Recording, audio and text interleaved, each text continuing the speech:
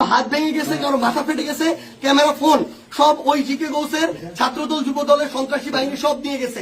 এবং আমাদের একজন ভাইয়ের চোখে রড দিয়ে যখন গুতা মারছে তার চোখ বের হয়ে আসার মতো অবস্থা, আরেকজনের মুখে রড দিয়ে বাড়ি মারছে।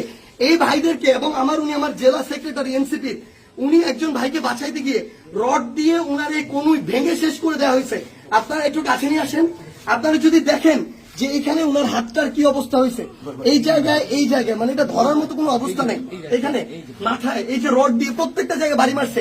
আমরা যখন আমাদের এই আহত 7-8 জন ভাইকে নিয়ে সদর হাসপাতালের দিকে যাইতেছিলাম তাদের চিকিৎসার জন্য, তখন সদর হাসপাতালের সামনে ওই 24শে জুলাইয়ের সময় যেমন খুনি বাহিনী যেভাবে আক্রমণ করছিল হাসপাতালের গেটে, ঢাকা মেডিকেলের গেটে, ওইভাবে আমাদেরকে খুনি বাহিনী এইখানে ছাত্রদল যুব দলের সন্ত্রাসী ক্যাডাররা, জিকে গাউসের ক্যাডাররা, তারা আমাদেরকে আক্রমণ করে হাসপাতালে পর্যন্ত ঢুকতে দেয় নাই। এখন আমি যখন আমার ভাইদের নিয়ে যাচ্ছিলাম তারা আমার হাতে পর্যন্ত রড দিয়ে বাড়ি মারছে, ইট মারা শুরু করে, এরপরে রড থেকে শুরু করে যত ধরনের তাদের লাঠি সোটা এগুলো তারা মারা শুরু করে।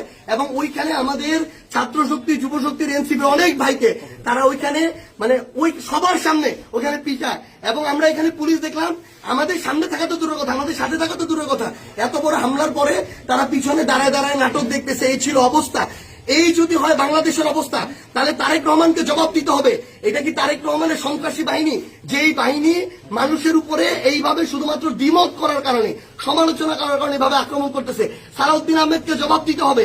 তারা কি এই জিকে গাউসদেরকে এই সন্ত্রাসী কার্যক্রমে টিকাদারি দিয়ে রাখছে কিনা, এর বিচার না হওয়া পর্যন্ত আমরা হবিগঞ্জে আছি। যদি পারে আমাদেরকে মেরে ফেলবে, এখান থেকে প্রয়োজনে আমাদের লাশ যাবে, কিন্তু এর বিচার, এর জবাব তারেক রহমানকে দিতে হবে।